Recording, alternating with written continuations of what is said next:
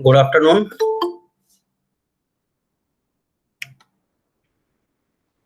चलिए आगे की क्लासेस शुरू करते हैं। प्रीवियस क्लास में I think we were talking about distributed file system, DFS. Architecture के थ्रू मैं बता चुका था कि डीएफएस का क्या रोल है, और ये डेली जो हम ओवर द नेटवर्क या इंटरनेट पे जो फाइल्स यूज करते हैं, डाउनलोड करते हैं, it is the example of distributed file system. थोड़ा सा रिकॉल कर लेते हैं। तो डिस्ट्रीब्यूटेड फाइल सिस्टम में हमने देखा था कि क्योंकि हमारा डिस्ट्रीब्यूटेड जो सिस्टम है, client server architecture exact exist नहीं करता है। कभी भी कोई भी नोड हमारा क्लाइंट की तरह वर्क कर सकता है, और कभी सेम टाइम पर या after some time it can be treated as server also. So different different जो आपकी फाइल्स हैं, ठीक है, उनकी रेप्लिका आपके अलग अलग नोड्स पर एग्जिस्ट कर सकती है। इसके बहुत सारे हम लोगों ने एडवांटेजेस भी देखे थे कि अवेलेबिलिटी हमारी इंप्रूव करता है, जो आपका सर्वर पे लोड है वो कम होता है, एफिशिएंसी होती है, परफॉर्मेंस अच्छी होती है। तो कई सारे पैरामीटर्स थे जो हम प्रीवियस क्लासेस में देख चुके थे। जो हमारा नेक्स्ट जो टॉपिक होगा, जो आगे हम देखेंगे, that is mechanism for building distributed file system. What are the mechanism? Distributed file system को बिल्डअप करने के लिए हमारे पास क्या क्या मैकेनिज्म हो सकती है। तो कुछ 5-6 मैकेनिज्म है, लाइक माउंटिंग हो गई, हिंट हो गई, एन्क्रिप्शन भी है, डेटा ट्रांसफर भी है, इनफैक्ट बल्क डेटा ट्रांसफर है, और भी कई सारे हैं। ठीक है, कुछ इसमें कॉमन टर्म है, जैसे कि माउंटिंग में पिछले क्लास में भी मैंने डिस्कस किया था, जिसमें हम लोगों ने नेम सर्वर और इनको आइडेंटिफाई करने के क्या तरीके होते हैं, क्योंकि कई सारे लोग इसमें नए हैं। तो जो भी लेक्चर्स अपलोड हुए हैं, जो कंटेंट आपका पढ़ा हुआ है, जो मैंने क्लासेस में अपलोड किया हुआ है, उसको आप देख लीजिएगा। आज की भी क्लास का जो हमारा एक्सटेंडेड जो टॉपिक होगा, that will be distributed shared memory. उसका भी मैंने पोस्ट कर दिया है डॉक्यूमेंट, तो उसको आप लोग रेफर कर लीजिएगा। फिलहाल हम जो ओपन कर रहे हैं वो देख लेते हैं। आपका मैकेनिज्म की जो बात कर रहे हैं, तो मैकेनिज्म में पहला जो है हमारा माउंट। ठीक है, तो माउंट मैकेनिज्म में जैसे कि मैंने अभी आपको एक्सप्लेन किया कि कुछ प्रीवियस क्लास में मैंने इसका डिस्कशन किया था, जितने भी लोग भी प्रेजेंट थे, हालांकि 1-2 लोग ही थे, तो वो लोग थोड़ा सा और मतलब इजिली समझ सकते हैं कि डिफरेंट जो कलेक्शन ऑफ फाइल्स होता है। ठीक है, name space is what? Name space is collection of files. तो कलेक्शन ऑफ फाइल्स के केस में हमें क्या करना होता है कि जब भी हम रेफर करते हैं ओवर द नेटवर्क कि एक पर्टिकुलर जो फाइल सिस्टम है उसको हम डायरेक्टली ओपन कर ले। ठीक है, तो कुछ हम लोकल दो तरीके देखिए होते हैं माउंटिंग के। अभी मैं डॉक्यूमेंट पूरा दिखा दूंगा। दो तरीके होते हैं माउंटिंग के, कि पहला क्या होता है कि एक सर्वर साइड पर होता है और एक क्लाइंट साइड पर होता है। जहां माउंटिंग का मतलब आप सिंपल ये समझ लीजिए कि एक लिंक टाइप का दे दिया जाता है। वहां से आप हायरार्किकल जो हमारी फाइल जितना भी ऑर्गेनाइजेशन है, ठीक है, जिस किसी भी फाइल का, यानी कि डायरेक्टरी या सब डायरेक्टरी का आपको कॉन्सेप्ट पता है, तो उन डायरेक्टरीज या सब डायरेक्टरीज को जो हम रेफर करने के लिए माउंटिंग का यूज करते हैं। अब ये जो माउंट पॉइंट की हम बात कर रहे हैं, तो माउंट पॉइंट हमारा क्या हो सकता है? एक जैसे कि अगर ट्री के फॉर्म में हम देखें, तो इंटरनल आपका नोड भी हो सकता है और लीफ भी। इनफैक्ट लीफ तो नहीं होगा, इंटरनल नोड ही होगा, क्योंकि इंटरनल नोड से हमारे कई सारे आपके फाइल्स अटैच्ड होंगी। ठीक है, तो ओवर द नेटवर्क का भी एक डायग्राम मैं आपको दिखा दूंगा। तो ओवर द नेटवर्क आपको क्या देखना, मान लीजिए कि कुछ सर्वर्स हैं, ठीक है, उन सर्वर्स आपस में एक दूसरे से अगर लिंकअप की बात करें कि कुछ 4-5 सर्वर्स हैं, या इनफैक्ट हम बोले कि नोड्स हैं, जिनकी फाइल जो है आपस में हम क्या कर रहे हैं, एक्सेस कर रहे हैं। तो आपस में एक्सेस करने के बाद होता क्या है कि बहुत सारी आपका इसमें जो प्रीवियस क्लास में, फिर से मैं रिकॉल करूंगा, बार बार प्रीवियस क्लास का टर्म यूज कर रहा हूं क्योंकि करना पड़ेगा, अदरवाइज फिर से वो पूरी पूरी क्लास हमें रिपीट करनी पड़ेगी। तो इट इज बेटर कि आप जो है पुराना लेक्चर जो पढ़ा हुआ उसको रेफर कर लें, जो नोट्स पढ़े हुए हैं उसको रेफर कर लें। तो नेम स्पेस की जो मैं बात कर रहा हूँ, हर एक सिस्टम जो मैंने बोले कि 3-4 हमारे पास नोड्स हैं, जिनमें हमारी जो एक्सेसिबिलिटी है अलग अलग फाइल्स की, ठीक है, उन फाइल्स को हमें एक्सेस करना है। तो माउंटिंग का रोल क्या होता है कि जो मैंने भी बोला कि इंटरनल नोड है, और उन इंटरनल नोड को हम एज अ लिंक यूज करते हैं, जो कि एक हायरार्किकल डायरेक्टरी, सब डायरेक्टरी या इंडिविजुअल फाइल को एक्सेसिबिलिटी प्रोवाइड कराएगी। सो जो हमारा जिसको हम माउंटिंग टर्म यूज कर रहे हैं, तो जो भी इंटरनल नोड है जो कि आपका माउंटिंग का काम कर रहा होगा, that will be called as mount points, ठीक है। और माउंट पॉइंट्स क्या होता है कि माउंट टेबल्स बनती हैं। माउंट टेबल्स कहाँ बनती हैं? माउंट टेबल्स आपकी क्लाइंट साइड पर या सर्वर साइड पर बनती हैं, जो कि मेंटेन करता है कर्नेल, ठीक है।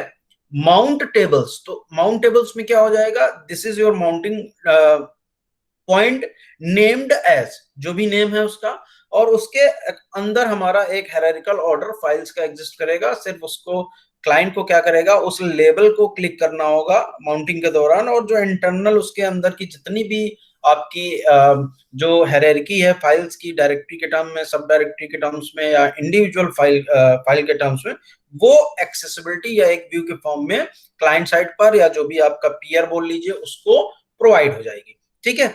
अब मैं जो बात कर रहा था कि यहाँ पर दो तरीके होते हैं। दो तरीके क्या होते हैं, एक क्लाइंट साइड पर होता है या और एक सर्वर साइड पर होता है। तो आप समझ रहे होंगे, जैसे मैंने अभी स्टार्टिंग में बोला कि पीयर टू पीयर वाला कॉन्सेप्ट है, कभी भी कोई भी आपका सर्वर और कभी भी क्लाइंट की तरह वर्क कर सकता है। तो क्लाइंट साइड में क्या होता है, क्लाइंट साइड में इंडिविजुअल सिस्टम को माउंटिंग इंफॉर्मेशन स्टोर करनी होती है। कौन करेगा? कर्नेल करेगा, ठीक है। तो माउंटिंग जो इंफॉर्मेशन है उसमें पूरा क्या, जैसा कि मैंने पूरा ऊपर बोला कि आपको माउंट टेबल जो है मेंटेन करता है कर्नल। तो उसके अकॉर्डिंग क्या होता है कि जो भी हमारा क्लाइंट है, अप्रोप्रिएट जो फाइल एक्सेस करनी है, उस पॉइंट को, माउंट पॉइंट जो है उसको क्लिक करेगा और एंटायर जो इंफॉर्मेशन है या फाइल की एक्सेसिबिलिटी उसको मिल जाएगी। बट यहाँ पर एक प्रॉब्लम है कि एक बार माउंटिंग हो गई, बट उस माउंट जो पॉइंट है, इसके बाद जिस किसी भी सर्वर के लिए वो माउंटिंग करी गई है, वो सर्वर हमारा डिसअपियर होता है, या मान लीजिए सिंपल सी बात है कि हमारे नेटवर्क को हटाता है, ठीक है। नेटवर्क से हटता है, नेटवर्क को हटाता नहीं है, नेटवर्क से हटता है। तो नेटवर्क से जब हटता है तो वो जो हमारी डिजायर्ड फाइल है वो तो हमारी अब एक्सेसिबिलिटी प्रोवाइड होगी नहीं। तो इन दैट केस क्या होगा, ठीक है। तो ये एक प्रॉब्लम होती है। जनरली हमारा जो क्लाइंट साइड पर मेंटेनेंस होता है, ये हमारा सन जो आपका नेटवर्क फाइल सिस्टम होता है उसमें आपका एम्प्लॉयड होता है, ठीक है। दूसरा, सर्वर साइड के केस में क्या होता है, सर्वर साइड के केस में आपका सर्वर मेंटेन करेगा जहां से हम फाइल को एक्सेस कर रहे हैं, पूरा का पूरा जो भी हमारी माउंट इंफॉर्मेशन है। उन एट दैट केस क्या होता है कि अगर कोई भी सर्वर जिसकी बात हम कर रहे हैं, जहां से हम फाइल एक्सेस कर रहे हैं, वो अगर रीलोकेट भी होता है या मान लीजिए उसका अल्टरनेट कोई आता है, तो सर्वर साइट पर सिर्फ आपका अपडेशन हो जाएगा लोकेशन का, बाकी एज इट इज वर्क करेगा, ठीक है भाई। कनेक्शन प्रॉपर है, सुनाई दे रहा है सब? एक आध लोग तो होंगे प्रेजेंट। Yes sir. ठीक है। पल्लवी, हाँ? Yes sir. हाँ, प्रीवियस क्लास में थे तो ये आई थिंक तुम्हें समझ में आ रहा होगा, कोई दिक्कत है इसमें? No sir. हाँ, तो डायग्राम एक बाकी लोगों के लिए भी है, डायग्राम देख लीजिए, अगर कुछ प्रॉब्लम है तो पूछ सकते हैं। ये थोड़ा सा ब्लर हो गया है, ठीक है। जितना मैंने बताया वो सारी इंफॉर्मेशन यहाँ पर है। ये आप जो मैंने बुक आपको बताई है वहां से आप इसको देख भी सकते हैं, या आप चाहिए होगा तो मैं दोबारा इसको कर दूंगा। मैं एक्सप्लेन कर दे रहा हूँ, ठीक है। इसको एक्सप्लेनेशन के दौरान आप थोड़ा सा देख लीजिए। जैसे कि सबसे ऊपर क्या लिखा हुआ है, सबसे ऊपर लिखा हुआ सर्वर एक्स, ठीक है। ये माउंट पॉइंट देखिए बने हुए ए, आफ्टर दैट आपका आई बना हुआ है, दो माउंट पॉइंट यहाँ पर दिखाए गए हैं, देखिए ये एरो बना हुआ है, ये आपका आई लिया हुआ है, ये ए लिया हुआ है, ये देखिए एरो बना हुआ है, ये लिखा हुआ माउंट पॉइंट। ये थोड़ा डॉटेड फॉर्म में है, तो ये ए बी जी एच, ये सी और आई, ये एग्जैक्टली किसमें किसका पार्ट है, ये सर्वर एक्स का है, ठीक है। सर्वर एक्स के बाद जो ये डी ई एफ दिया हुआ है, ये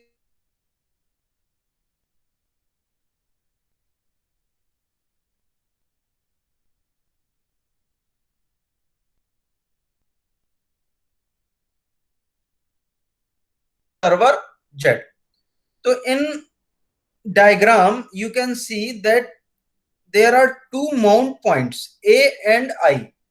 जितना भी मैंने एक्सप्लेनेशन अभी आपको किया, उस एक्सप्लेनेशन के अकॉर्डिंग ये माउंट पॉइंट है, जो इनको क्लिक करने पे हमें क्या मिलेगा, डी ई और एफ, जो कि किसी दूसरे सर्वर पर एग्जिस्ट कर रही है।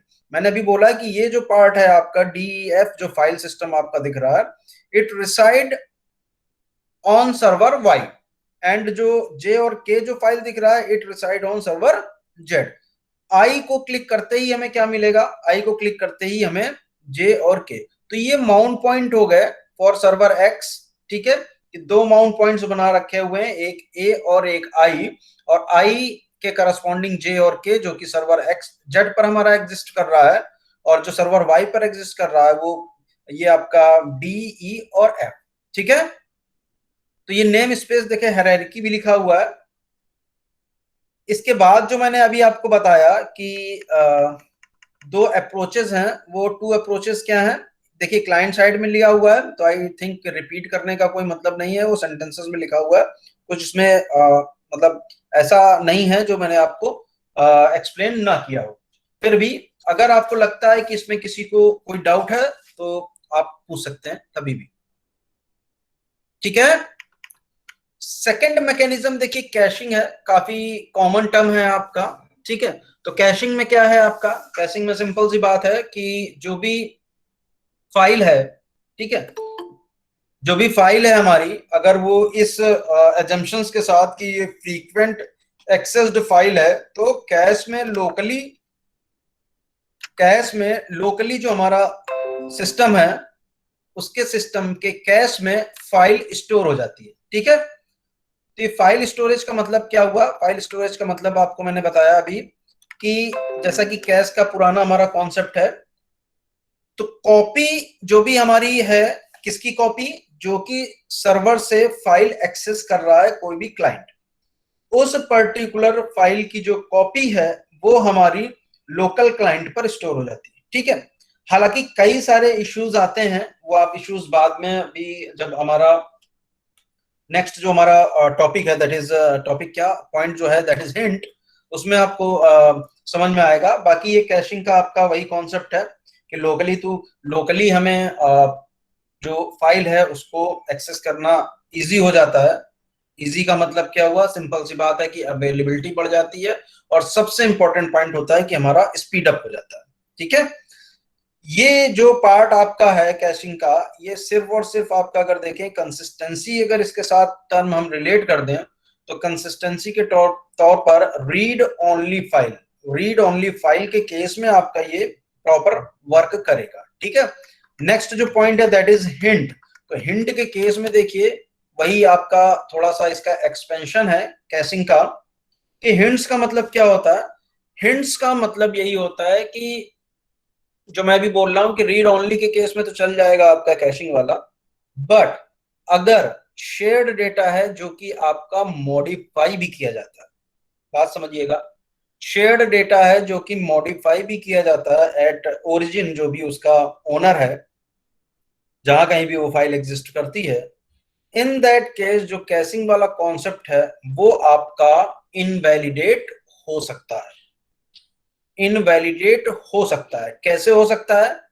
लोकली फाइल आ गई है, लेकिन वो फाइल हमारी मॉडिफाइड शेयर्ड फाइल थी या शेयर्ड डेटा था, जो ओरिजिन है वहां पर क्या हुआ जाके, या जो ओनर है, ओनर ऑफ दिस फाइल, उसने अपडेट किया इसको, या मान लीजिए शेयर्ड डेटा है तो depending upon the permission various nodes can also update that particular file also. So जो कंसिस्टेंसी इशू यहाँ पर आ गया कि ठीक है, लोकली जो है कैशिंग में, जो हमने कैशिंग के अकॉर्डिंग क्या किया कि लोकल सिस्टम पे हमारी फाइल कैश में पड़ी हुई है, बट जो हमारा ग्लोबल है जहां ओरिजिन है वहां पर फाइल अपडेट हो गई। तो अब हम क्या करेंगे? वहां के केस में हमारा हिंट यूज होता है, ठीक है। तो हिंट के केस में क्या होता है, इसमें भी हालांकि गारंटी नहीं है, और बाकी डिस्ट्रीब्यूटेड जो आपका सिस्टम है, इनफैक्ट डिस्ट्रीब्यूटेड फाइल सिस्टम है, उसमें जो कंसिस्टेंसी प्रिजर्व करने के लिए बहुत ही ज्यादा जो है अप्रोचेस की जरूरत पड़ती है, जो कि काफी एक्सपेंसिव होती है, ठीक है। एक्सपेंसिव होने का जो रीजन है उसमें ज्यादा जाना भी नहीं है, अल्टरनेट अप्रोच देखनी है जिसके बारे में हम डिस्कस कर रहे हैं, दैट इज हिंट। तो हिंट के केस में क्या होता है, आपका जो कैश है उनको हिंट के तौर पर यूज किया जाएगा, ठीक है। इन दैट केस होता क्या है, जो भी हमारा कैश डेटा है उसको हम ये एक्सपेक्ट नहीं करते हैं कि ये 100% एक्यूरेट है। ठीक है, अब इसका क्या मतलब हुआ? मतलब ये हुआ कि वैलिड और इनवैलिड, जैसा कि हम लोगों ने ऑपरेटिंग सिस्टम में देखा था, एक डर्टी बिट का कॉन्सेप्ट था, उसी तरीके का यहां पर है कि जो वैलिड कैश एंट्रीज होंगी, ठीक है, वैलिड कैश एंट्रीज, दो तरीके हैं यहाँ पर, गारंटी नहीं है, हिंट के तौर पर आप यूज करेंगे तो दो चीजें फिर से आ रही हैं कि या तो आप लोकल सिस्टम है तो लोकल सिस्टम से ऐसा कुछ आप यहाँ पर बाउंडिंग रखें कि जो ग्लोबल हमारा डेटा है, ठीक है, जहां भी ओरिजिन है वहां पर अगर मॉडिफिकेशन हुआ है तो उसकी हिंट हमारे लोकल कैश पर एग्जिबिट हो जाए। ठीक है, इसको आप देख लीजिए आगे, वही सब लिखा हुआ है, guaranteeing consistency is expensive in distributed file system as it requires elaborate cooperation between file servers and clients। ठीक है, इसको मैं स्किप कर चुका हूं, मतलब बोलने के बाद स्किप किया क्योंकि इसका डिटेल और आगे है नहीं, और वो एक दूसरा आपका टॉपिक होगा।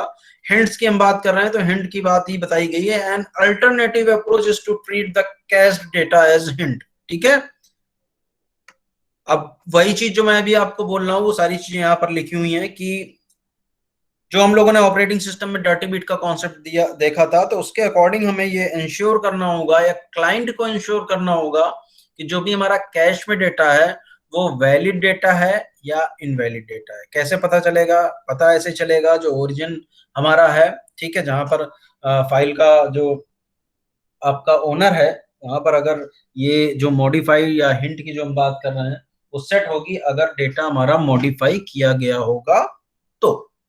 ठीक है, किसी को यहां तक डाउट 3 पॉइंट्स में? No sir.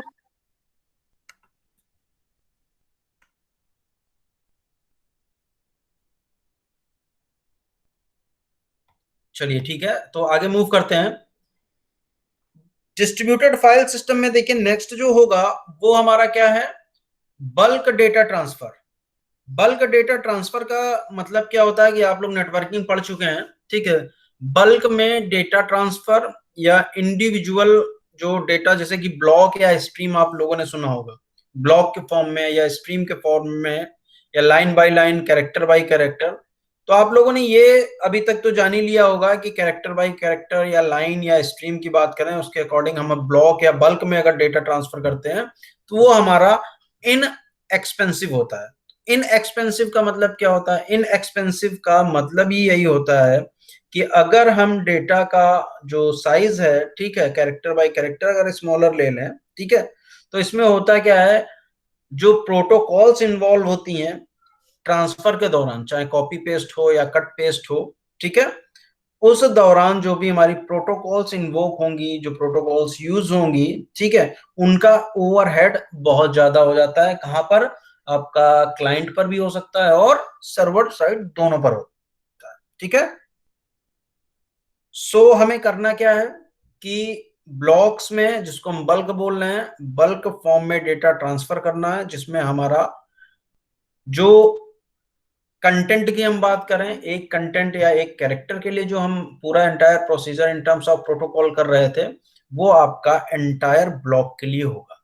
ठीक है, सो एंटायर ब्लॉक में होने में क्या है, आपका जो ओवरहेड की बात कर रहे हैं वो हमारा हम रिड्यूस कर रहे हैं। ठीक है, देखते हैं इसमें कुछ क्या लिखा हुआ है बल्क डेटा ट्रांसफर में। The bulk of the delay in transferring data over a network is due to the high cost of executing communication protocols। देखिए वही चीज लिखी हुई है, पहले से डिले से स्टार्ट किया है कि bulk of delay in transferring data, क्योंकि इसमें हमारा है क्या, कम्युनिकेशन प्रोटोकॉल का इन्वॉल्वमेंट ज्यादा होता है। ठीक है, transferring data in bulk reduces the protocol producing overhead at both server side and client side. उसका रीजन मैंने आपको बता दिया, रीजन आगे इन्होंने भी हालांकि एक्सप्लेन किया है। देखिए, in bulk data transfer multiple consecutive data blocks are transferred from servers to client instead of just referenced by client. ठीक है, and reduce file access overhead through obtaining a multiple number of blocks। Multiple number of blocks with a single seek. ठीक है, तो जो मैं बात बोल रहा हूं कि आपकी स्ट्रीम्स हो या आपका कैरेक्टर हो, बड़ा सा ब्लॉक की है जो हम बात कर रहे हैं, उस पर आपके कॉन्जिक्यूटिव जो कैरेक्टर्स होंगे, लाइंस होंगी, ठीक है, जो भी साइज होगा उसके अकॉर्डिंग आप कंपेयर कर सकते हैं कि ये एक्टिविटी जो है वो सिंगल कैरेक्टर के ट्रांसफर में भी वही करना है और ब्लॉक के फॉर्म में भी वही करना है। ठीक है, तो it will reduce delay as well as overhead at client side and server side both. ठीक है, दिक्कत किसी को इसमें? चलिए आगे शुरू करते हैं। Fifth one is encryption. So encryption किस लिए आप यूज करते हैं? इंक्रिप्शन आपको पता है कि डेटा की सिक्योरिटी के लिए। ठीक है, जो हमारा कम्युनिकेशन है उसको सिक्योर करने के लिए। तो आपने देखा है इंक्रिप्शन में क्या है, आप वेरियस आप टेक्निक्स जानते हैं और नेटवर्क सिक्योरिटी पढ़ चुके हैं या पढ़ रहे होंगे। तो वेरियस टेक्निक्स में आपको इंक्रिप्शन की टेक्निक्स पता है, सिंपल फॉर्म में प्लेन एंड साइफर टेक्स्ट, और इसके बाद सर्टेन कीज। ठीक है, कुछ आपके जो चैनल्स हैं उसमें सिक्योर लगाने के लिए HTTPS, आपका सिक्योर सेल, SSL, कई सारे आपके पास टेक्निक्स हैं। ऑथेंटिकेशन एज वेल एज आपका जो डेटा को इन टर्म अगर बोलें कि हमें सिक्योर करना है, ठीक है, तो सिक्योर करने के लिए हम ऑथेंटिकेशन मैकेनिज्म भी यूज कर सकते हैं इंक्रिप्शन के टर्म पे, कि हमारा अगर कोई चैनल कम्युनिकेशन चैनल हैक भी हो रहा है तो उस कम्युनिकेशन चैनल को हम सिक्योर करने के लिए नॉन इंटरप्रेटेबल फॉर्म में हम क्या करें, मैसेज को भेज दें, जिसको हम साइफर टेक्स्ट बोलते हैं। तो वो अदर एंड पर जाकर आपका इनक्रिप्ट हो जाता है। ठीक है, डिक्रिप्ट हो जाता है, सॉरी। अब यहां तक किसी को कोई दिक्कत नहीं? चलिए आगे बढ़ते हैं। जो ये इंपॉर्टेंट हमारा टॉपिक आ रहा है, that is distributed shared memory. अभी तक हमने देखिए फिर से ये जो टर्म दिया हुआ है, ये इससे आप कंफ्यूज मत होइएगा कि शेयर्ड मेमोरी कैसे आ गई, क्योंकि स्टार्टिंग से तो हम यही देखते चले आए हैं कि distributed system doesn't have shared memory. ठीक है, अगेन ये टोटली जो शेयर्ड मेमोरी का कॉन्सेप्ट एग्जिस्ट करता है, कई सारे बेनिफिट्स भी हैं इसके, लेकिन it is completely virtual. Virtual का मतलब क्या हुआ? वर्चुअल का मतलब ये है कि जो भी हमारी मेमोरी है, ठीक है, जितना, क्योंकि अब हम इतना सब टॉपिक्स और इतना पूरा सब्जेक्ट पढ़ने के बाद इस कंडीशन में है कि हम डिस्ट्रीब्यूटेड जो सिस्टम है उसकी exact definition as well as उसकी वर्किंग कैसे होती है, अपार्ट फ्रॉम वर्किंग जो चैलेंजेस थे और चैलेंजेस के बाद उनके सॉल्यूशंस भी कैसे इंप्लीमेंट हुए। तो हम इस कंडीशन में है कि डिस्ट्रीब्यूटेड सिस्टम का जो ओवरऑल जो एक पिक्चर हमारे माइंड में है वो सामने है। तो डिस्ट्रीब्यूटेड शेयर्ड मेमोरी कैसे शेयर हुई, तो हम यही बात करेंगे कि जो पीयर टू पीयर आर्किटेक्चर की बात कर रहे हैं, क्लाइंट सर्वर आर्किटेक्चर की बात कर रहे हैं, यानी कि कुछ n नंबर ऑफ सिस्टम्स एक साथ ग्रुप्ड हैं और उन n नंबर ऑफ सिस्टम्स का कम्युनिकेशन समहाउ आपस में तो हो ही रहा है। जो मैंने भी इतना बड़ा आपको शुरुआत में बोला कि डेफिनेशन हमें पता है, क्या डिफरेंसेस हैं, क्या गोल्स हैं, ठीक है, स्टिल डिस्ट्रीब्यूटेड सिस्टम में चैलेंजेस को हम ओवरकम करते हुए कैसे आगे बढ़ रहे हैं। सो जो n नंबर ऑफ सिस्टम्स हैं वो आपस में कम्युनिकेट तो कर ही रहे हैं। सो कम्युनिकेशन की अगर हम बात कर रहे हैं, एक समय पर 1-to-1 कम्युनिकेशन हो सकता है, एक समय पर 1-to-many भी हो सकता है। ठीक है, तो 1-to-many में अगर हम देख रहे हैं तो जो भी मेमोरी की हम बात करें इंडिविजुअल, अब इंडिविजुअल आप देखिए पहले कैसे इंडिविजुअल देखना। एक जो नोड एन जो नंबर ऑफ नोड्स की बात कर रहे हैं उसमें आप 1 से लेकर n तक चलिए, हर किसी क्लाइंट जो हमारा सिस्टम है इंडिविजुअल नोड, उस पे उसके पास आपकी एक मेमोरी है।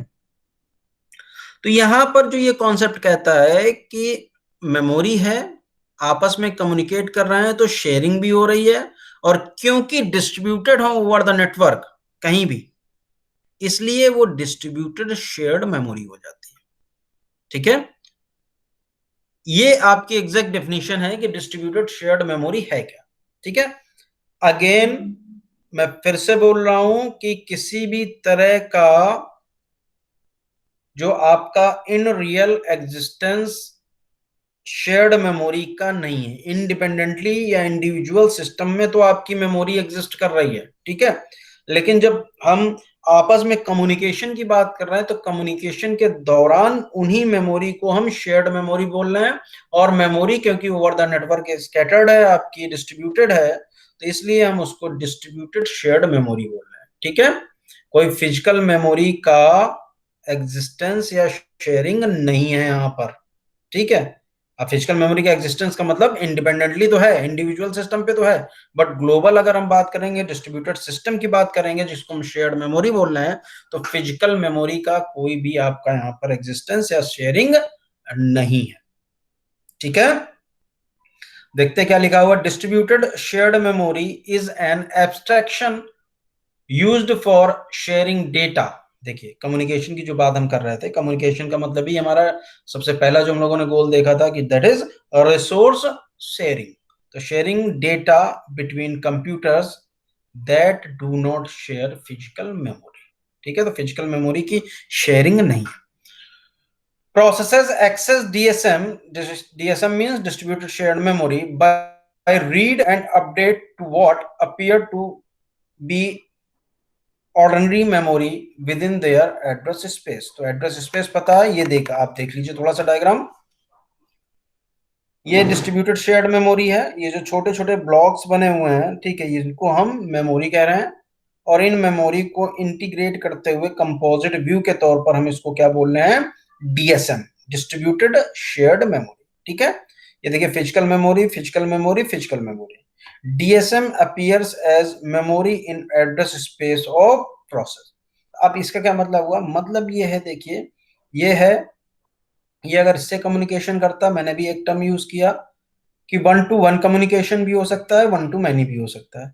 वन टू वन कम्युनिकेशन कैसे होगा, वन टू वन जब अगर कम्युनिकेशन हो रहा है तो इन दोनों के बीच में अगर कम्युनिकेशन हो रहा है, ठीक है, तो शेयर डेटा का आदान प्रदान हो रहा है, एक्सचेंज हो रहा है, तो उस केस में इसकी मेमोरी और इसकी मेमोरी को हम एज अ कंपोजिट या as a combined memory consider करेंगे, which is virtual totally, again which is virtual totally. अगर एक साथ सब कम्युनिकेट कर रहे हैं तो क्या हुआ, ये मल्टीप्लाई कर लिए 3 से, तो ये मेमोरी का पार्ट है छोटा सा, बट यहाँ पर क्या हो गया, बड़ा सा दो और हमने नोट जोड़ लिए। तो डीएसएम जो होगा वो इस तरीके से कुछ वर्चुअली दिखाई देगा, ठीक है।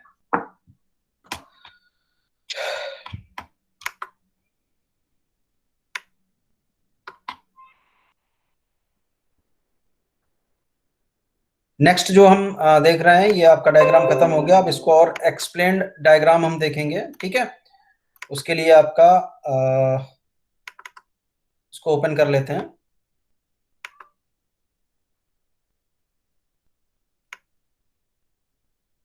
ये है डिटेल, इसको अभी हम थोड़ी जो ऊपर लिखा हुआ कंटेंट उसको बाद में हम देखेंगे, पहले इसको देख लेते हैं।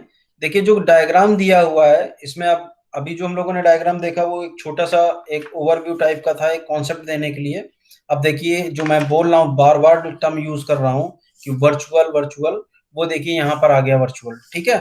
अब ये सिस्टम्स हमारे दिए हुए हैं, ठीक है, सर्वर्स भी आप कह सकते हो, क्यों, क्योंकि इसमें देखिए मल्टी प्रोसेसर सिस्टम्स हैं, सीपीयू 1 से लेके सीपीयू एन तक। मेमोरी मैपिंग मैनेजर, ठीक है, MMU, ठीक है, मेमोरी मैपिंग मैनेजर, ये हम लोगों ने पहले भी देखा है। मेमोरी मैपिंग मैनेजर का काम क्या है, मेमोरी मैपिंग मैनेजर का काम यही है, जो ये आपका डिस्ट्रीब्यूटर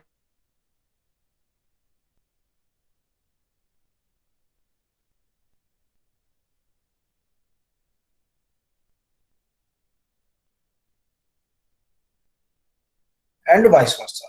तो हर जगह देखिए मेमोरी मैपिंग मैनेजर है, यहाँ पर आपका मेमोरी मैपिंग मैनेजर है, ये मल्टी प्रोसेसर सिस्टम है, और ये आपका मेमोरी दिया हुआ है। तो ये देखिए मेमोरी से आपका डायरेक्टली मैपिंग मैनेजर यहाँ पर जुड़ा हुआ है, ठीक है। तो ये आप इंडिविजुअली बात कर रहे हैं, इसकी भी एग्जिस्टेंस तभी है जब ये आपका कम्युनिकेशन नेटवर्क यहाँ पर एग्जिस्ट करेगा।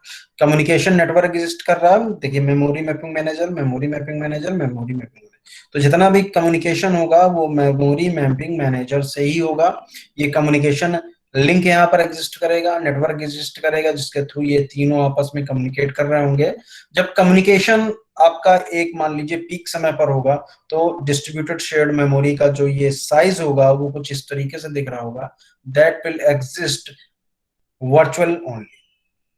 ठीक है, तो this is your architecture of DSM. ठीक है, तो ये आप गौर से देख लीजिए, थोड़ा सा 1 मिनट का समय ले लीजिए, फिर आगे मूव करते हैं।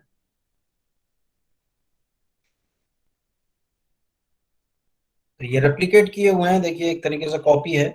एक ये सिस्टम है, मल्टी प्रोसेसर सिस्टम है, ये मेमोरी है।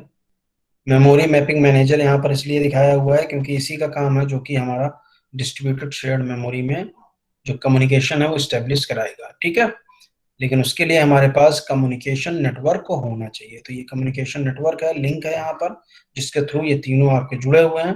अब जब मेमोरी मैपिंग मैनेजर जो 1 to मैनी कर लीजिए या 1 to 1 कर लीजिए, तो डिस्ट्रीब्यूटेड शेयर्ड मेमोरी जिसका जो आपका एग्जिस्टेंस है वो वर्चुअल है, वो एग्जिस्ट करेगा यहाँ पर। ठीक है,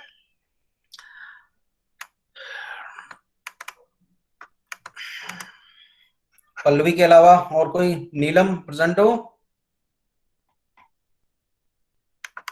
चलिए खैर, अब थोड़ा सा जल्दी से देख लेते हैं। हमारे सामने जो भी टर्म्स लिखे हुए हैं, मे भी कुछ ऐसा पॉइंट रह गया हो जो कि हम लोगों ने डिस्कस ना किया हो। DSM implements the shared memory model in distributed system which have no physical shared memory. बहुत बार बोल दिया मैंने। The shared memory model provides a virtual address space shared between all node. तो ये थोड़ा सा एक टेक्निकल टर्म है आपका, शेयर्ड वर्चुअल एड्रेस स्पेस। ठीक है, तो जितने भी आपके सिस्टम्स हैं, हालांकि बता मैं कई बार चुका हूँ 1 to मैनी वाला, 1 to 1 वाला। ठीक है, तो कम्युनिकेशन का मतलब ही आपका जो मेमोरी की है वो शेयरिंग शुरू हो गई। तो मेमोरी की एक्चुअली मतलब इन रियल कोई शेयरिंग नहीं हो रही है। सिंपल सी बात है कि जो हमारा डेटा एग्जिस्ट कर रहा है एक मेमोरी में, वो आपका दूसरा नोड एक्सेस कर पा रहा है थ्रू मेमोरी मैपिंग मैनेजर। ठीक है, नेक्स्ट है data moves between main memory. ये देखिए, data moves between main memory and secondary memory within a node and between main memories of different node. ये हमारा मेन पार्ट है जो बाद में लिखा हुआ है, जिसकी वजह से हमारा डिस्ट्रीब्यूटेड शेयर्ड मेमोरी बन रही है। And between main memories of different nodes. तो ये जो मूव करने वाली बात हो रही है, तो सबको पता है भाई सेकेंडरी से मेन मेमोरी में आ रहा है, उसमें कुछ नया नहीं है। लेकिन जो मूव करने की बात है वो फिर से मैं बोलूंगा, बार बार बोल रहा हूं कि आप माइंड में क्लियर कर लीजिए कि ये वर्चुअल है। ठीक है, डेटा का ट्रांसफर हो गया, मेमोरी शेयर हो गई, दैट्स इट। ठीक है, अब देखिए, each data object in is owned by a node. Initial owner is the node that created object. ठीक है, ownership can change as object moves from node to node. ठीक है, अब इसमें क्या है, क्लाइंट सर्वर वाला आर्किटेक्चर तो है नहीं, तो अवेलेबिलिटी को या रिलायबिलिटी को बढ़ाने के लिए हमें क्या करते हैं कि रेप्लिकास, जैसा बोला है, रेप्लिकास आपकी मूव करती रहती हैं। तो ओनर मान लीजिए पहले कुछ था, ठीक है, उससे कॉपी हो गई, पहला वाला ओनर आपका नेटवर्क से बाहर हो गया, तो जो ओनर होगा वो जिसने कॉपी कर रखा वो हो गया। ठीक है, तो ओनरशिप से मतलब यहाँ पर ये नहीं है कि मतलब क्रिएटर हो गया या जो भी है, इस तरीके का कुछ नहीं है यहाँ पर। इस तरीके माइंड जो है, माइंड में ये कॉन्सेप्ट कतई नहीं रहेगा कि किसने उसको डिजाइन किया या क्रिएट किया, ऐसा कुछ नहीं है यहाँ पे। उस कंसर्न में या उस कॉन्टेक्स्ट में बात नहीं हो रही है। बात सिर्फ अवेलेबिलिटी की बात हो रही है कि हमारा जो एक्सेसिबिलिटी है वो फास्ट हो जाए, रिलायबिलिटी बढ़ जाए, और जो हाई अवेलेबिलिटी वाला कॉन्सेप्ट है, इसलिए हम रेप्लिका या जो आपका कॉपी वाला कॉन्सेप्ट है वो यूज करते हैं डिस्ट्रीब्यूटेड सिस्टम में। ठीक है, तो इसलिए ओनरशिप की जो बात करी जा रही है वो चेंज हो रही है। When a process accesses data in the shared address space, the mapping manager आ गया फिर से, maps shared memory address to physical memory, local और रिमोट। ठीक है,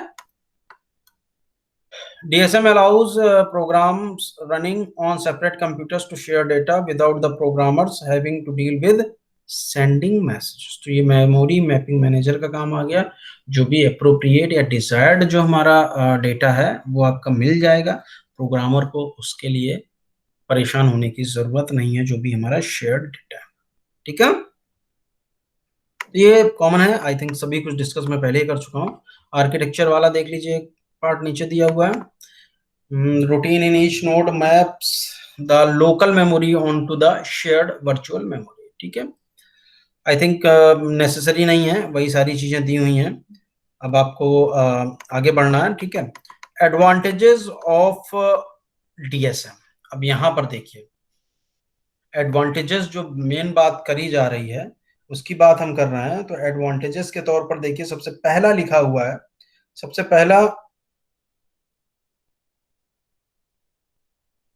पहला टर्म आपका जो दिया हुआ है that is no memory access bottleneck. इसको थोड़ा सा आप डीप में अगर समझेंगे तो बाकी के भी पॉइंट्स आपको काफी कुछ क्लियर होते चले जाएंगे। बाकी के पॉइंट्स का मतलब क्या है वो आगे देख लेते हैं, पहले इसको आप डिटेल में देख लेते हैं कि नो मेमोरी एक्सेस बॉटलनेक। तो मेमोरी एक्सेस बॉटलनेक आपको पता है, ठीक है, नेटवर्क में आपने पढ़ा होगा।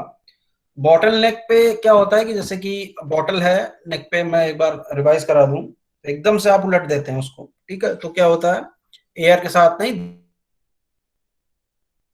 धीरे धीरे धीरे धीरे, क्यों, क्योंकि पीछे आपका जो प्रेशर है वो ज्यादा है और जो उसका एग्जिट पॉइंट है वो काफी कम है, जिसकी वजह से जो फ्लो है वो कम होता है, ठीक है। यहां पर ऐसी चीज नहीं होगी। अगर एक की अगर हम बात कर रहे होते हैं कि नहीं ठीक है एक सर्वर है वहीं से सब कुछ आपको एक्सेस करना है, ठीक है, तो वो प्रॉब्लम क्रिएट कर रहा होगा। अब मेमोरी का साइज हमने वर्चुअली बढ़ा दिया है। इससे पहले भी हम लोगों ने देखा कि जो ओनरशिप है, ओनरशिप वाला कॉन्सेप्ट मैंने बता भी दिया था कि कॉपीज आपकी बढ़ती चली जाएंगी।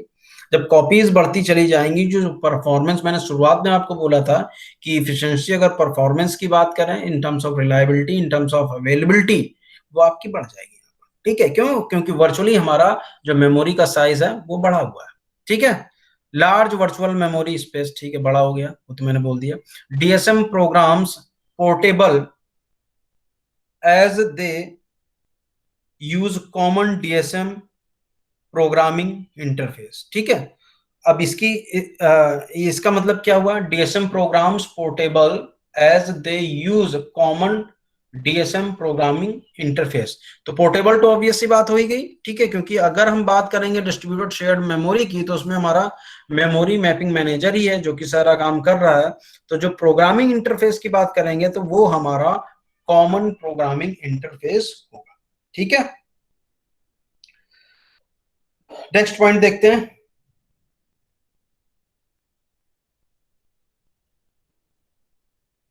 DSM system is cheaper to build than tightly coupled multi-processor system। अब ये आपको समझ में आ गया होगा कि अगर हम टाइटली, देखिए टाइटली कपल्ड दिया हुआ, फोकस करने की वाली बात यहीं पर है, ठीक है, क्योंकि ये हमारे लूजली कपल्ड सिस्टम होते हैं, ठीक है।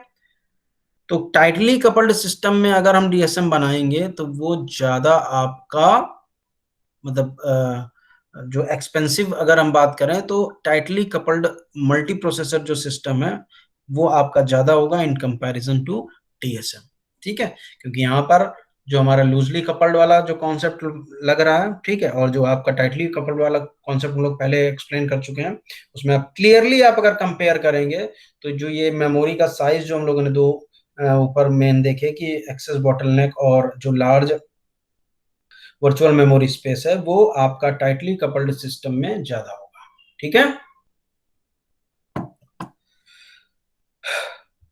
Simple address space simplifies passing by reference and passing complex data structure, ठीक है। तो ये थोड़ा सा और डिटेल में आ गया कि अगर हमें डेटा एक्सेसिबिलिटी अगर हम कर रहे हैं तो एक्सेसिबिलिटी के तौर पर हमारा क्या करते हैं, एक्सेसिबिलिटी के तौर पर आपका कॉम्प्लेक्स जो डेटा स्ट्रक्चर है वो भी पास हो सकते हैं। सिंपल हमारा एड्रेस स्पेस है, रेफरेंस के थ्रू भी आपका पास हो सकता है। अब देखिए यहाँ पर अब डिसएडवांटेजेस की बात करते हैं। अभी तो सब कुछ अच्छा अच्छा देखा, अब डिसएडवांटेजेस की अगर हम बात कर रहे हैं तो डिसएडवांटेजेस में देखिए दिया हुआ है में इनकर अ परफॉर्मेंस पेनल्टी। अब इसका मतलब क्या हुआ, में इनकर अ परफॉर्मेंस पेनल्टी। अब परफॉर्मेंस का मतलब कि अगर जो अभी हम थोड़ा सा सब कुछ पॉजिटिव लेकर चल रहे थे, जो डायग्राम हमारे पास था अभी जो हमने दिखाया था कि जैसे ही कम्युनिकेशन स्टार्ट होने लगता है तो हम वर्चुअली जो मेमोरी स्पेस है उसको हम बढ़ा देते हैं, ठीक है, वर्चुअली।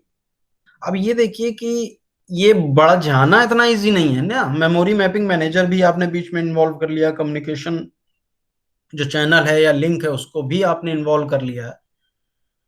सो जितना ज्यादा से ज्यादा ये जो परफॉर्मेंस परफॉर्मेंस लिखा हुआ ना पेनल्टी, जितना ज्यादा से ज्यादा कम्युनिकेशन होगा उतना ही इन्वोकेशन या रेगुलर रूटीन जो आपके सामने दिख रहे हैं, चाहे वो मेमोरी मैपिंग मैनेजर हो या एक वर्चुअल जो बड़ा सा हम एड्रेस स्पेस जो देख रहे हैं उसकी बात हो या कम्युनिकेशन चैनल की बात हो, तो ये इट विल डिक्रीज परफॉर्मेंस। अब वन टू वन तो ठीक है, एक दूसरे से आपने कम्युनिकेट कर लिया। अब आपको बड़ा सा वर्चुअल एड्रेस स्पेस चाहिए तो उसके लिए जो आपके नंबर ऑफ सिस्टम्स हैं, नंबर ऑफ सिस्टम्स या नंबर ऑफ नोड्स हैं वो ज्यादा है। ठीक है, तो जितना ज्यादा कम्युनिकेशन उतना ज्यादा परफॉर्मेंस पेनल्टी आपके यहाँ पर issue. Must provide for protection against simultaneous access to shared data. Again अभी तक हम लोगों ने देखते चले आए, जब हम लोगों ने कैशिंग और हिंट वाला आज ही की क्लास में देखा है, कैशिंग और हिंट वाले केस में कंसिस्टेंसी इशू था। तो जो शेयर्ड डेटा है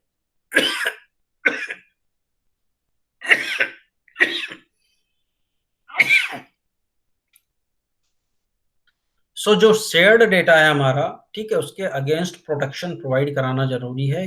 किसके अगेंस्ट प्रोटेक्शन? प्रोटेक्शन देखिए दो तरीके से, कि जो हमारा डेटा है वो कंसिस्टेंट हो, ठीक है, शेयर डेटा, और दूसरा जो हमारा उसमें जो आपके एक्सेस राइट्स लगे हुए हैं उनको वायलेट ना करें। Little programmer control over actual message being generated. अब ये प्रोग्रामर जो इसके केस में आपका डेटा का ट्रांसमिशन होगा in the form of messages, उसमें प्रोग्रामर के पास कंट्रोल कम है।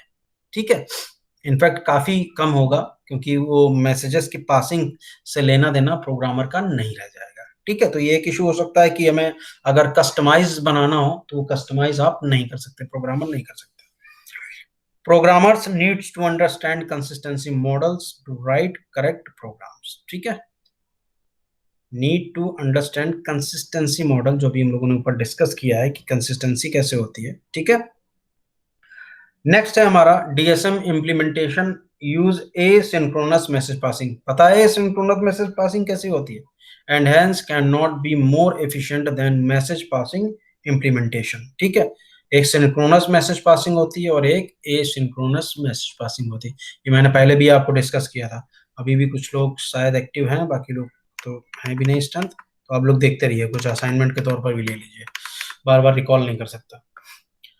Design issues in DSM. Design issues में देख लीजिए, जैसे ग्रेन, तो टर्म लिया हुआ ग्रैनुलैरिटी, तो जो बेसिक जो साइज होगा, ठीक है, बेसिक साइज जो डीएसएम के करस्पॉन्डिंग होगा, या जो हमारा जो डेटा ट्रांसफर होगा उसका बेसिक यूनिट क्या होगा, ये एक आपका डिजाइन इशू हो सकता है।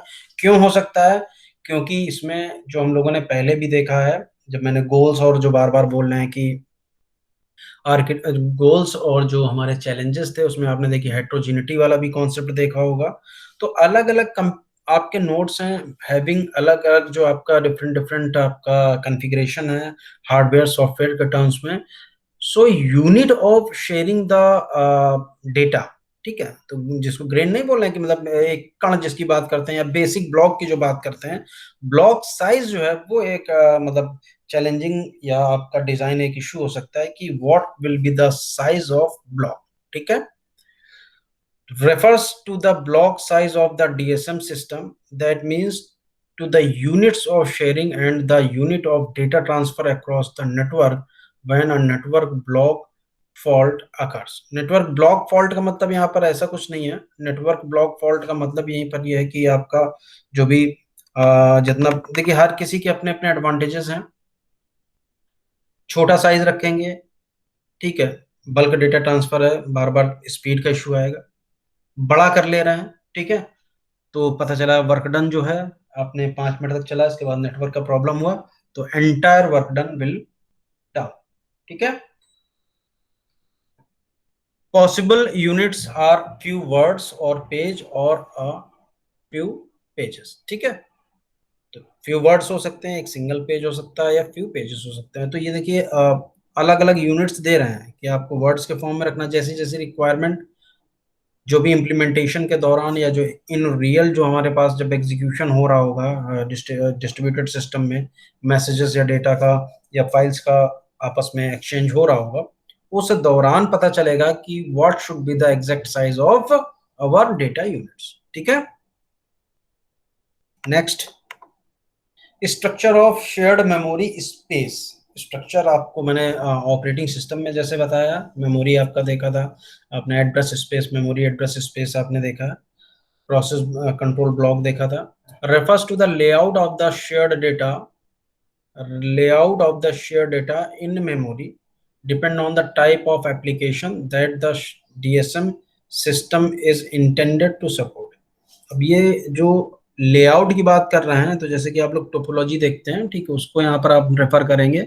शेयर्ड मेमोरी में भी क्या मतलब हुआ, इसका मतलब यही हुआ है कि जो भी हमारा शेयर्ड डेटा है, ठीक है, तो शेयर्ड डेटा का जो लेआउट है, जो आर्किटेक्चर है, या जो भी हमारा मेमोरी का स्ट्रक्चर है, वो ऐसा होना चाहिए कि सारे के सारे नोट्स उसको, अगर ट्रांसपेरेंसी की बात करें, इक्वल टाइम पर अगर हिट कर रहे हैं तो इक्वल जो टाइम रेशियो है वो वहां पर लगना चाहिए, और जो एग्जैक्ट डेटा है, ठीक है, वो हर एक नोड को मिलना चाहिए। ठीक है, this is the feature of structure of shared memory space. ठीक है।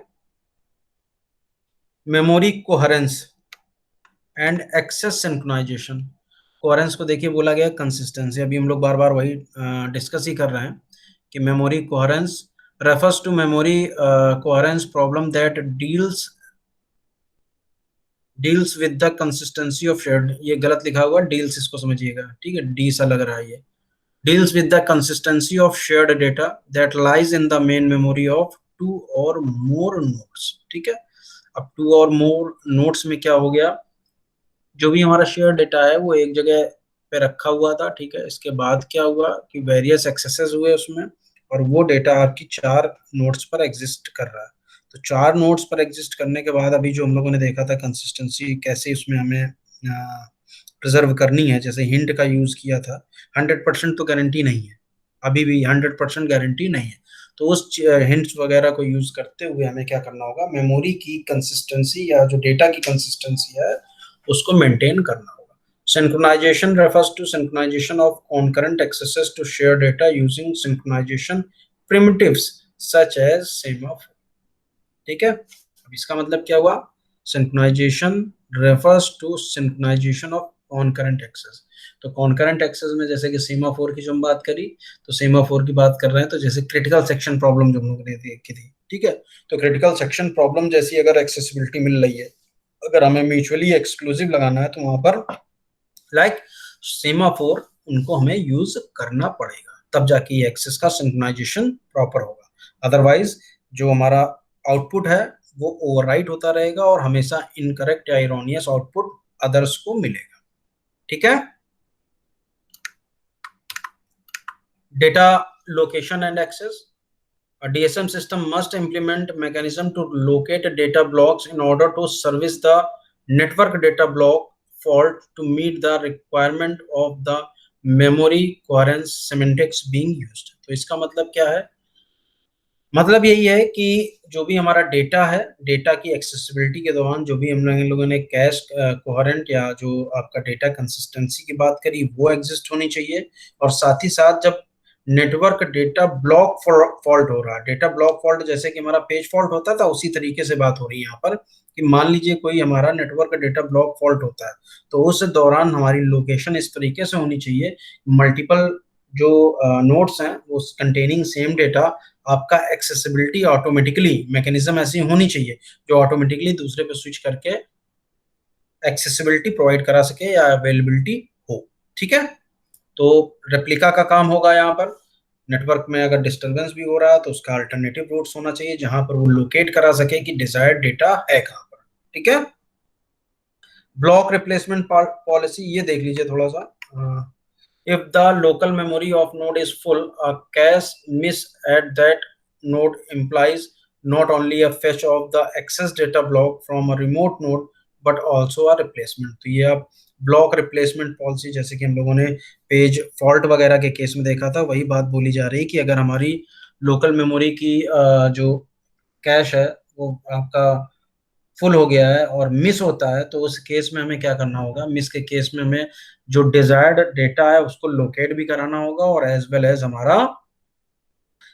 एज जो हमारा रिप्लेसमेंट है, जो भी ब्लॉक्स के ट्रांसफर, वो भी करना पड़ेगा। ठीक है, ये सब कॉमन टर्म है। ये आपका थ्रेशिंग भी मैंने आपको बोला था। ठीक है, data blocks migrate between nodes on demand. If two nodes compete for right access to a single data item, the corresponding data block may be transferred back and forth at such a high rate that no real work can get done। तो यहाँ पर देखिए data का migration की बात हो रही है। ठीक है, वही थ्रेशिंग जो हम लोगों ने देखा था, जिसमें सीपीयू का utilization due to paging activity zero हो जाता था आफ्टर सर्टन एक्सटेंड। वही बात यहाँ पर बोली जा रही है कि अगर डेटा ब्लॉक्स आपके माइग्रेट ही होते रहेंगे, ठीक है, तो अगर सेम राइट एक्सेस के लिए कर रहे हैं तो माइग्रेशन में क्या होगा, आपका बैक एंड फोर्थ एक्टिविटी ज्यादा होगी और जो रियल वर्क है वो नहीं हो पाएगा। This is called threshing. ठीक है, नेक्स्ट वन है आपका हेट्रोजीनिटी। If the system environment is heterogeneous, the DSM system must be designed to take care of heterogeneity so that it function properly with machines having different architecture। ये आपका goals, जो आपका challenges थे, उस challenges में भी आपका ये टॉपिक था, और अभी मैंने बीच में डिस्कस भी किया था जब डिजाइन इश्यूज थे, जब ग्रैनुलरिटी वाली बात चल रही थी, तो मैंने फर्स्ट पॉइंट से ही आपको स्टार्ट किया था कि हेट्रोजीनिटी वाला कॉन्सेप्ट यहाँ पर लगता है। तो what should be the size of block, ठीक है, क्योंकि डिफरेंट डिफरेंट आर्किटेक्चर होंगे अलग अलग नोड्स के, डिफरेंट डिफरेंट कंपेटिबिलिटी आपके इशू एग्जिस्ट कर सकते हैं in terms of hardware and software. तो ये सारी चीजें देखनी है। ठीक है, यहां तक किसी को कोई दिक्कत? नेक्स्ट क्लास में हम एल्गोरिथम फॉर इंप्लीमेंटिंग डीएसएम देखेंगे। यहां तक किसी को कोई दिक्कत है? काफी लोग जा चुके हैं, सिर्फ 5 ही लोग प्रेजेंट है। चलिए खैर, नेक्स्ट क्लास पे बाकी जो एल्गोरिथम्स हैं वो हम देखेंगे। ठीक है, ओके, थैंक यू।